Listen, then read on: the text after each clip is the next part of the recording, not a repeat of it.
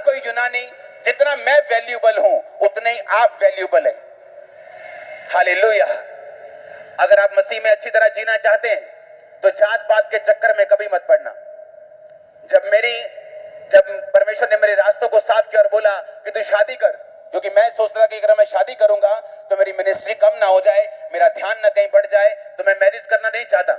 लेकिन जब भी मैं परमेश्वर के किसी दास के पास जाता बोलता नहीं मैरिज करना पड़ेगा, तुझे शादी करना पड़ेगा, मैरिज के बाद लोग तुझ पे ज्यादा विश्वास करेंगे। उन्होंने मुझे समझाया जो लड़कियों वाली फैमिलीज हैं वो तुझ पे ज्यादा बिलीव करेगी शादी के बाद। मुझे तब समझ आया कि हाँ ठीक है, शादी करना वाकई जरूरी है। और जब शादी करने के लिए ढूंढने जाने लगा, ओके कौन से किससे शादी करनी है, फोटोज मंगवाई, आपको वो स्टोरी पता है, और एक सिलेक्ट हो गया, हाँ उसमें ठीक है बुलाओ इसको, सब कुछ अच्छा, स्पिरिचुअल लाइफ कैसी है, कैरेक्टर कैसा है देख लिया। उसके बाद जब एंगेजमेंट हुई, जिस दिन बात हुई उसके अगले दिन एंगेजमेंट थी। इसके मम्मी डैडी को घर से उठवाना पड़ा कि आ जाओ आपकी बेटी की एंगेजमेंट है। सुनो मेरी बात, एंगेजमेंट होने के बाद हम एक दूसरे से पूछ रहे थे, अच्छा तेरी जाति कौन सी है, अच्छा मैं अरोड़ा खत्री हूँ, अच्छा तेरी जाति कौन सी है, हाँ हम आद धर्मी है, हम उस गांव से, अच्छा ये हमारी ऐसी होती है, ये हमारी जाति छोटा होता है, ये बड़ा होता है। कोई कुछ नहीं पूछा मैरिज के पहले तक। आज मैंने देखा है क्रिश्चियन लोगों में बड़े बड़े रिश्ते, सुनो मेरी बात, बड़े बड़े रिश्ते जो खुदा ने भेजे होते हैं मिस कर जाते हैं। पता है क्यों? जाति मैच नहीं करती। मैंने अपनी आंखों से देखा लोगों को। आपको ना तो जाति से नफरत करनी है और ना ही ये सोचना है कि नहीं मैंने तो अलग जात से ही शादी करनी। नो, आपको उससे शादी करनी जो आपके लिए बनाया गया हो। और ये तभी हो सकता है अगर आप जात पात को, ऊंच नीच को, अमीरी गरीबी को दिमाग से निकाल दें। हालेलुया। और लोग बोले चर्च में, कहते यार इतनी सिंपल लड़की पापा ने पसंद की, असि हमें तैयार होके आंदी रही हैं थे। हाँ, और इतने गरीब घर की लड़की की बारिश आती तो पानी छतों से नीचे टपकता था। ये क्या क्या किया? और मुझे मालूम था कि आज मेरी लाइफ, मेरी मैरिड लाइफ, आप सबसे ज्यादा ब्लेस है। मैं आपको चैलेंज कर सकता हूं।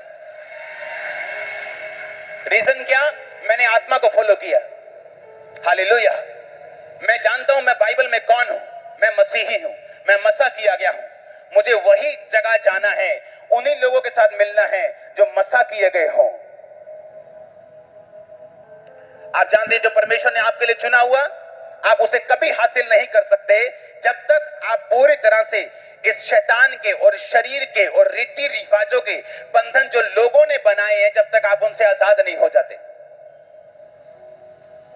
हालेलुया।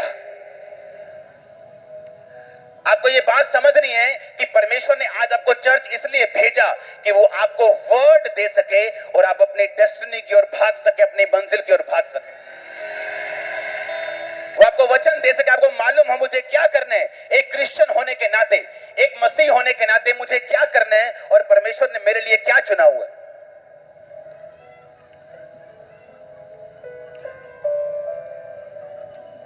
सबसे हैरानी की बात यह है कि दो लड़कियों की पिक्चर मैंने चुनी थी और मैंने इसकी पिक्चर, सोनिया की पिक्चर सेकंड चुनी थी। सिर्फ 10% की कोई ये ना बोले कि एक ही पिक्चर चुनी है, शायद इनको पहले से पसंद होगी तो एक ही पिक्चर चुनी है। तो दूसरी पिक्चर साथ में चुन ली कि ठीक है दो हो, दो से बात करो जो मेरे मुताबिक हो। मैंने इंस्ट्रक्शन दी, मुझे ये चाहिए आत्मा में, और मुझे जिसके पास होगा उससे मैरिज करूंगा। और जो लड़की 90% सेलेक्ट हो चुकी थी, सिर्फ अपने कैरेक्टर की वजह से मैंने उसे रिजेक्ट किया। और सुनो मेरी बात, उसको आज तक नहीं मालूम कि मैंने उसे रिजेक्ट किया। उसे पता ही नहीं कि उसकी फोटो मेरे पास आई थी। इमेजिन करो अगर मैं इंसान होकर ऐसा कर सकता हूं। इमेजिन करो यहां पे मेरी बीवी बोल रही है और वो बीवी इसी चर्च की वॉलंटियर की गर्लफ्रेंड होती तो कितना बुरा लगता। और जब उसके बारे में पता कराया उसमें कमी निकली और मैंने कहा नहीं मैं इसके साथ मैरिज नहीं करूंगा। इमेजिन करो परमेश्वर, उसने आपके हर एक जन की लाइफ में एक बड़ी योजना रखी है, पर जब वो आपकी लाइफ में पाप को देखता है वो उस योजना को चेंज कर देता है। अब वो भी मैरिड है, पर हमारे स्टैंडर्ड में जमीन आसमान नहीं, आसमान पताल का फर्क होगा। और उसे नहीं मालूम, क्योंकि मैंने अपनी पसंद की लड़की से शादी नहीं करनी थी, मैंने एक आत्मिक लड़की के साथ शादी करनी थी जो मेरे विजन को समझती हो। मैं आपको बता रहा हूं परमेश्वर कैसे काम करता है आपकी लाइफ में। मैं पवित्रताई में था, मुझे एक्सपेक्टेशन थी कि मेरी वाइफ पवित्रताई में हो, जो मुझसे मिले, ताकि इतना बड़ा जो विजन है, दर्शन है, ये बिना पवित्रताई, बिना प्रार्थना चल नहीं सकता। अगर आज मैं आपके साथ आया हूं तो पिछली रात में अपने परिवार के साथ नहीं, अपने प्रेयर रूम के साथ बिता के आया हूं। आप मेरी बात समझ रहे कि नहीं? तो मुझे ये बात मालूम है, अगर मुझे ये विजन रन करना है जो एक आम इंसान की बात नहीं, मैं आपको दावा करता हूं, यहां से बड़े से बड़ा पॉप स्टार, पॉप सिंगर ले आओ, इतनी बारिश में ऐसे लोगों को बिठाकर 6 घंटे रख के बताओ मेरे को, कोई नहीं कर सकता ऐसा। परमेश्वर कर सकता है। आमीन। अगर उसकी ग्रेस तभी हम पे होगी अगर हम वचनों के ऊपर चलेंगे तो। हालेलुया। परमेश्वर ने एक तरीका रखा हुआ है अपने लोगों को आगे लेके जाने का। उसने एक तरीका रखा हुआ है, अगर आप उस आत्मिक तरीके को फॉलो करते हैं, कोई जन आपकी ब्लेसिंग को रोक नहीं सकता। आपके लिए बेस्ट क्या है परमेश्वर जानते हैं, हाँ या ना? उसे मालूम है वो बेस्ट आप तक किस तरीके से लेके जाना है, किस तरह से आपकी अगुवाई करनी, किस तरह से डिवाइन हेल्पर्स आपकी लाइफ में भेजने, ताकि वो लोग आपके काम को कर सके। आज मेरी वाइफ ऑफिस का काम करती है, सारे काम करती है 100% परफेक्शन में। ये तभी संभव है जब मैं परमेश्वर के साथ था और परमेश्वर ने मुझे वो दिया जो उसकी ओर से था, ना कि जो इस संसार की ओर से था।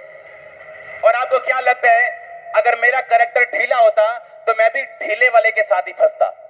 ये मुझे मालूम है, क्योंकि जो कुछ आप परमेश्वर को देंगे, परमेश्वर आपको वो वापस करेगा। बाइबल कहती, उसने सुलेमान दाऊद को कहा, मैं वंशों तक तेरा घराना चलाऊंगा। उसने येहू को कहा, मैं पड़पोते के पुत्र तक तेरा घराना चलाऊंगा। किसी को बोला 16 साल, किसी को बोला 20 साल। ये डिपेंड करता था कि उसने परमेश्वर को क्या दिया, कितने दिल तक दिया। सिर्फ पैसा नहीं, अपनी जिंदगी, उसके कामों को करने की ललक, उसके वचन पे चलने की प्यास, ये सब मायने करता है। ऊंची आवाज में बोलो हालेलुया।